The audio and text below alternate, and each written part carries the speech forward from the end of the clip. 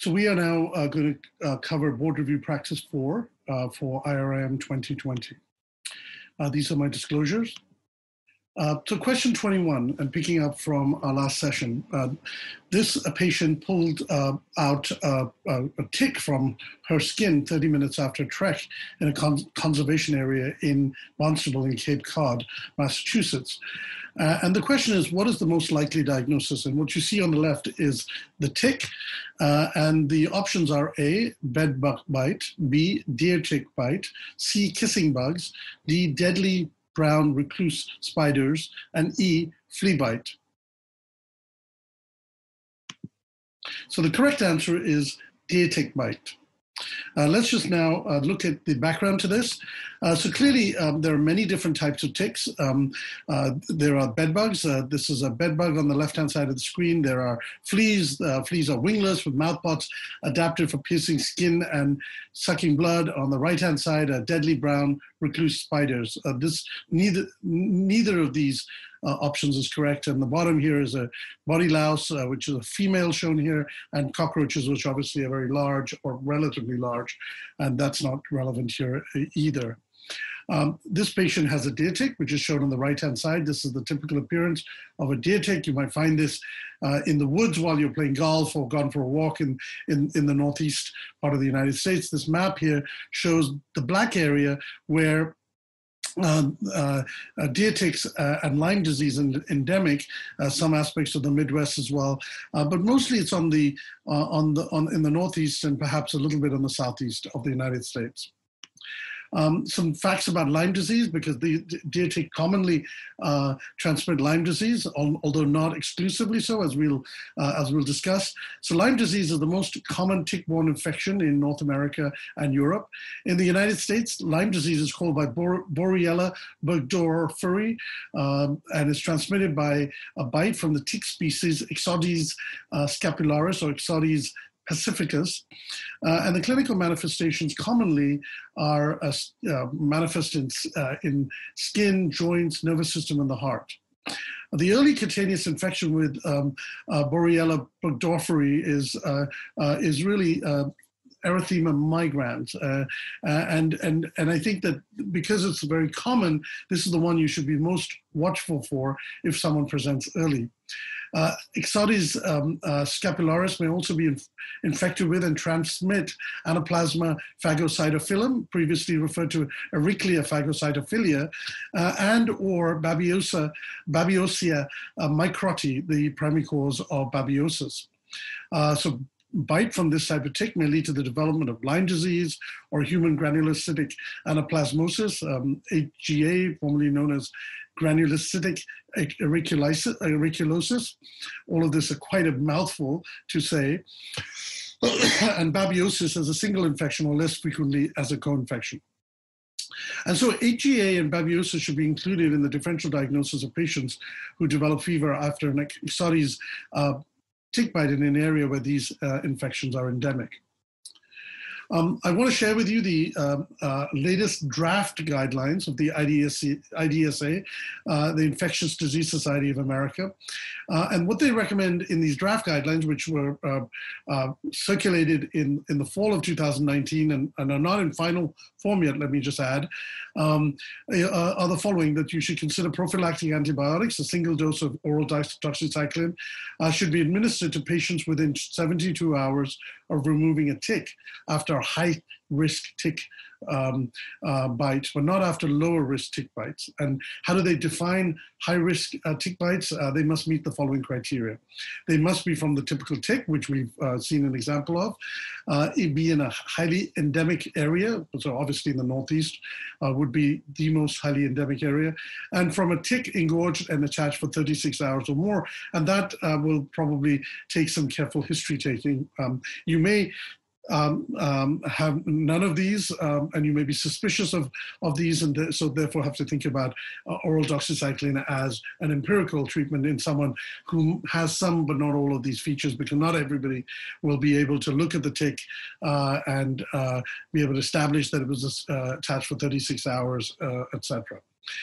For patients with an erythema migrans, the preferred treatment include 10 days of doxycycline or 14 days of amoxicillin or cefuroximine or phenoxymethylpenicillin. Now, there are more established guidelines which date back many years, 2006, for example. And these, I should mention, because if you're sitting the boards, these are the ones that will probably be tested in the boards, are the following. For early localized or early disseminated Lyme disease associated with erythema migrans, in the absence of specific neurological manifestations or advanced AV heart block, then you should consider doxycycline 100 milligrams twice daily for 14 days. So it's different in the most latest iteration, which is for 10 days. Amoxicillin, 500 milligrams 3 times a day for 14 to 21 days. So again, in the more updated guidelines, it's for 2 weeks. In the more established, somewhat dated guidelines, it can be as much as for 3 weeks. Cefuroxime for 14 to 21 days at 500 milligrams twice a day. Doxycycline has the advantage of being effective for treatment of HGA, but not for babiosis. And remember that HGA may occur simultaneously with early Lyme disease. Remember that doxycycline is relatively contraindicated during pregnancy or in patients who are lactating and or in children who are under the age of 18 years. This table from the source here shown cited at the below divides up Lyme disease into 3 clinical stages. Stage 1, which is early localized, stage 2, early disseminated, and stage 3, late chronic. And obviously the most common manifestations of Lyme disease that you probably see are in the early stage 1 localized disease with, as we discussed, the commonest manifestation being erythema migrans. These patients may have accompanying myalgias or arthralgias, headaches, and flu-like symptoms, and perhaps even regional lymphadenopathy. Stage 2 and stage 3 are also mentioned just for your review. Let's move on to the next question. This is question 22. A 62-year-old woman on dialysis undergoes a total parathyroidectomy for tertiary hyperparathyroidism, a PTH of 1200.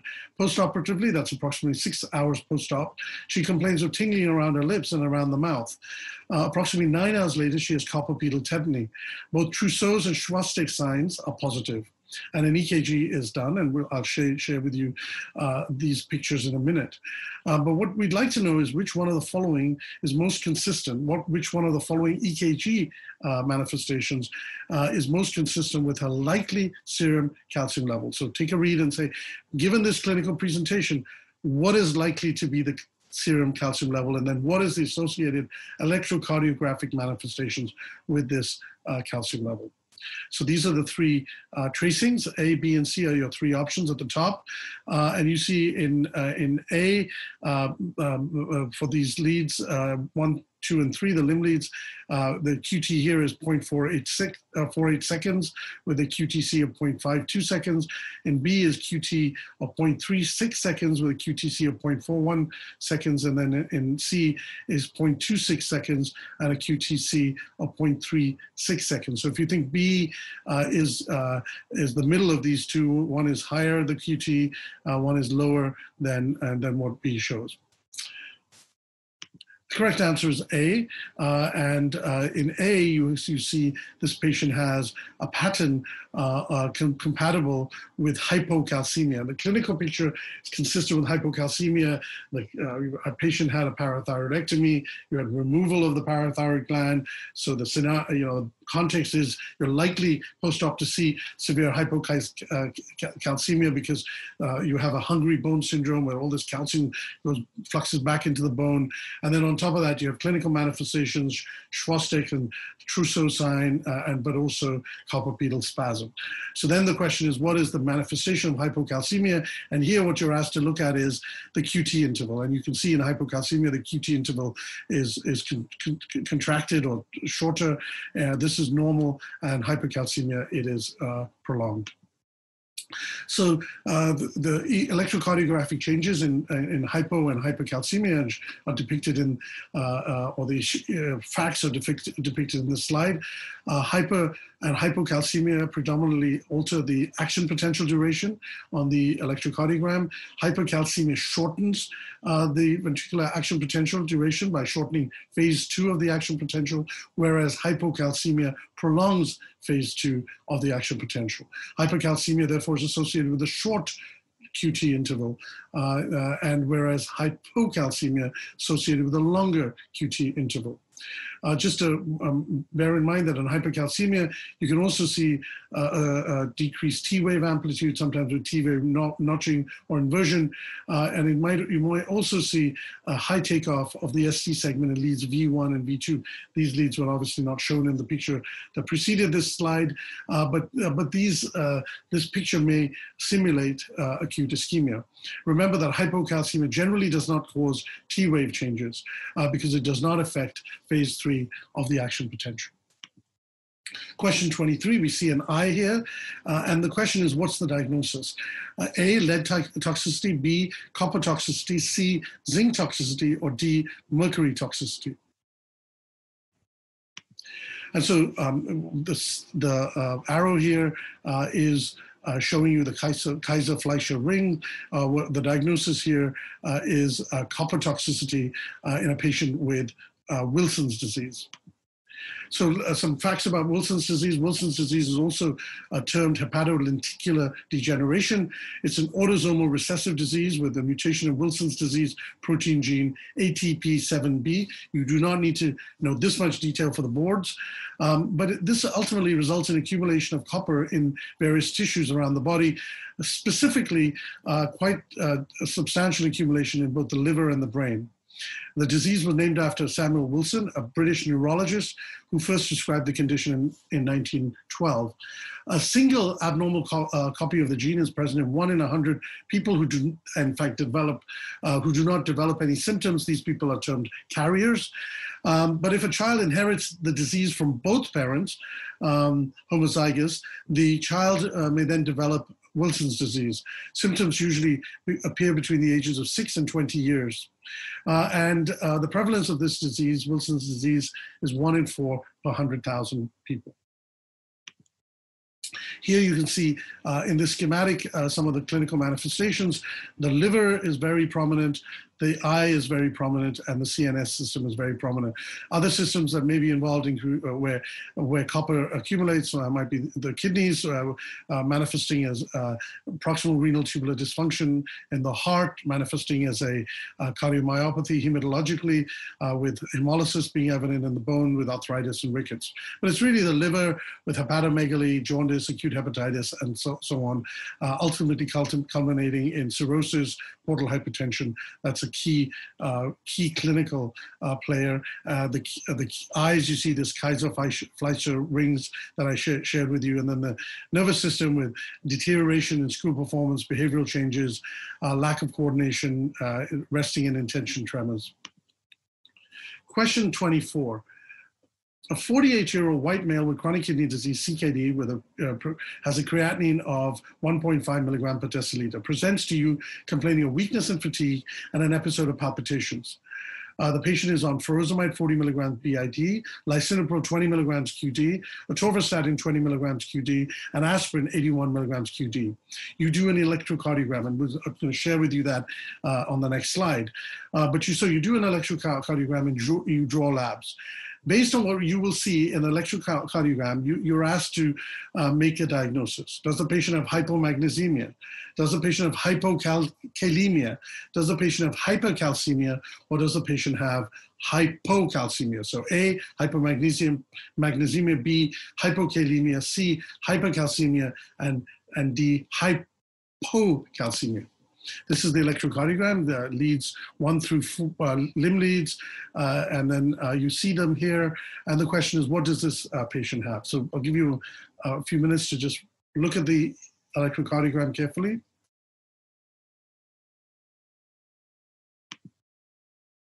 So the correct answer is this patient has hypokalemia, a potassium in the, you could think of it around 2 milliequivalents per liter.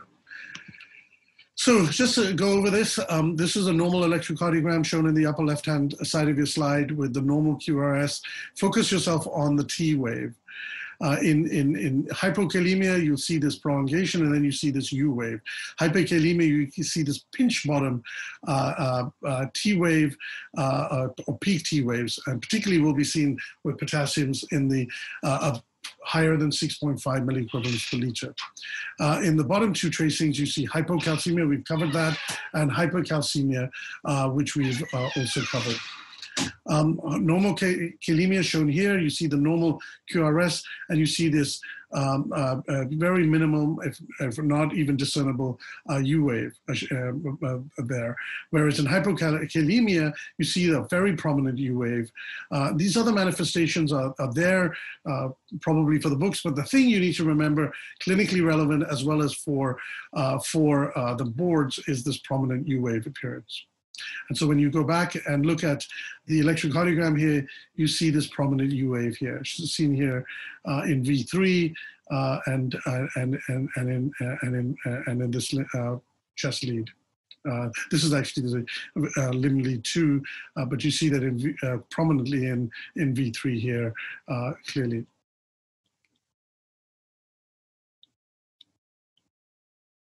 So in PR, so summarizing hypokalemia, the PR interval may be prolonged. There's a flattened T wave, a prominent U wave. There's ST depression and QT prolongation, but it's often difficult to measure as the T wave flattens. But the key thing, the key learning is the prominent U wave. Next question. This is question number 25. This is a 55-year-old man, shown in the picture of him on the left-hand side, who presents with a 2-year history of painful jaw enlargement and progressively ill-fitting dentures. The serum level of alkaline phosphatase and bone-specific alkaline phosphatase is elevated.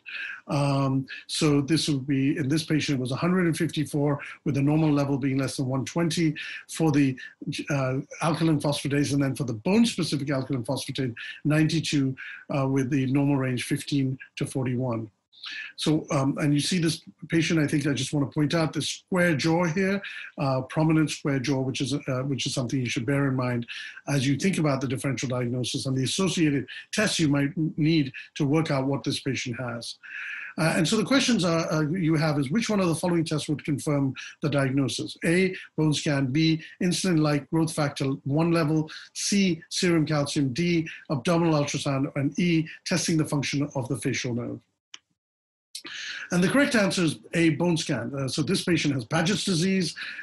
This patient, has Paget's disease, but the differential diagnosis includes Paget's, acromegaly, and renal osteodystrophy, because all of these three could potentially explain the jaw enlargement that's visible on the image. So I highlighted that for you. So as you think about jaw enlargement, think about Paget's, acromegaly, and renal osteodystrophy. But the alkaline phosphatase, the elevated alkaline phosphatase and the elevated bone-specific alkaline phosphatase are the telltale pointer to the diagnosis. Paget's disease is particularly characterized by this elevation of the alkaline phosphatase. The diagnosis can be confirmed in these patients with a bone scan and a mandibular biopsy. And the treatment for this patient would be a bisphosphonate, which would normalize, in this case, normalize the serum level of alkaline phosphatase. Now, obviously, an earlier diagnosis and treatment might have limited this mandibular hypertrophy and pain that this patient experienced. Some background on Paget's disease of the bone. It's a chronic disorder that can result in enlarged and misshaped bones. It's named after Sir James Paget from the UK, described many years ago, affects 1.5 to 8% of the population, with a presentation generally over the age of 55. It's caused by the excessive breakdown and formation of bone, which is then followed by disorganized bone remodeling. Affected bones weaken. This results in pain. The bones are shapes are misshaped. There's fractures and arthritis in the joints near the affected bones. And rarely these patients can develop primary bone cancer, which is known as Paget's sarcoma. Often Paget's disease is localized to only a few bones in the body. The pelvis, femur, and the lower lumbar vertebra are most commonly affected bones. Early diagnosis and treatment is important, and after the age of 40, siblings and children of someone with Paget's disease should have an alkaline phosphatase blood test measured every 2 to 3 years, and then treatment begun with a bisphosphonate. So remember, Paget's disease can affect bones in many different areas. The picture I showed you was a malformation because of mandibular hypertrophy of the jawbone. And that, coupled with the elevated alkaline phosphatase, particularly the bone-specific alkaline phosphatase, points you in the direction of Paget's disease. Question 26. This is a 30-year-old patient who returns with fever after a visit trekking in several sub-Saharan countries. He has a high fever, 39.5 degrees centigrade, low to normal blood pressure, and lethargy. He complains of a stiff neck and photophobia. The rash has begun 2 days before the visit to the emergency department and 8 days after his return from sub-Saharan Africa.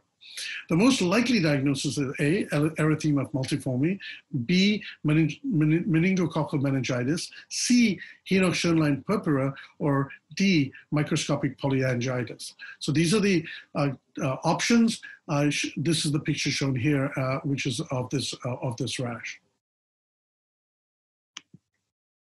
So the correct answer is meningococcal meningitis, and this is that typical rash in someone who is quite ill and is going to get sicker if diagnosis management is not made quickly and treatment started. Now, in this differential diagnosis, I mentioned erythema multiforming. This is an acute self-limited and sometimes recurring skin condition that's considered to be a type 4 hypersensitivity reaction, which is associated with certain infections, medications, and other triggers. Henoch-Schönlein purpura, on the other hand, you see this in the lower extremity in this patient, is a systemic vasculitis with immune complexes depositing and when you look at this under immunofluorescence, you see IgA staining.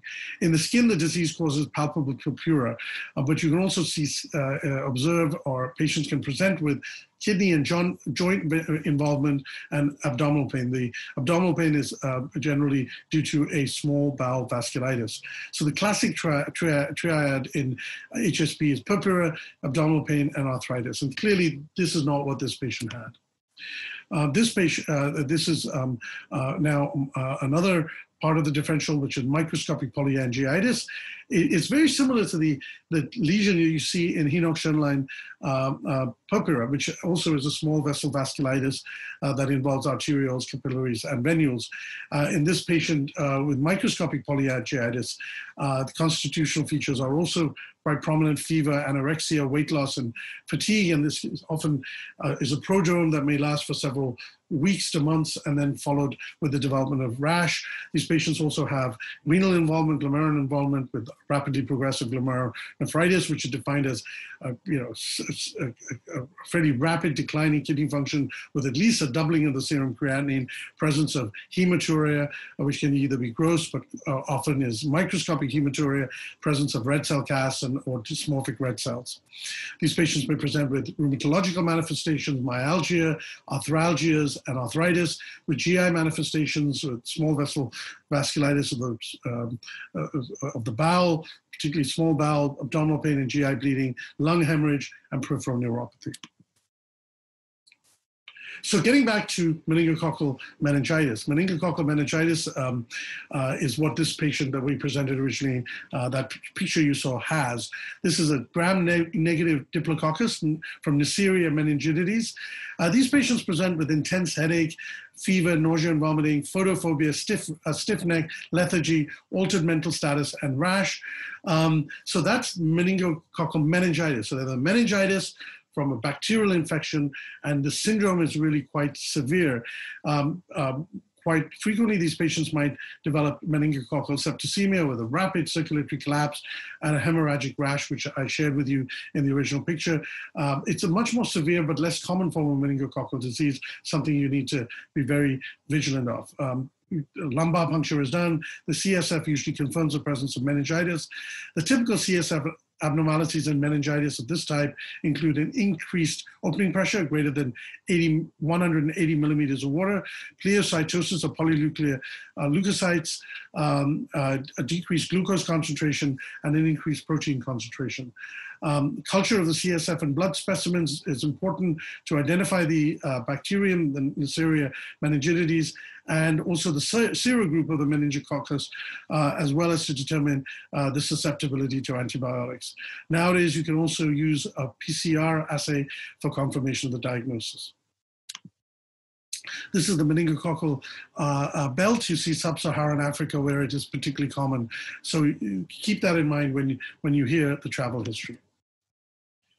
So the next question is question 27.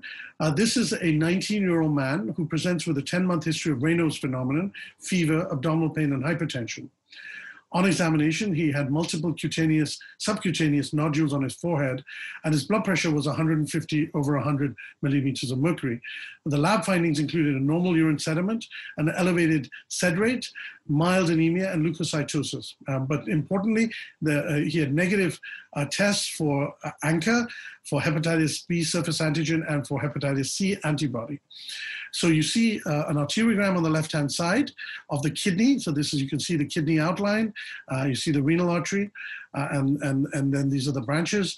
And so the question on that we have is regarding the diagnosis suggested by these findings on his angiogram. A, Takayasu's arteritis. B, Wegener's granulomatosis. C, a paraganglioma. D, systemic lupus erythematosus. Or E, polyarteritis nodosa.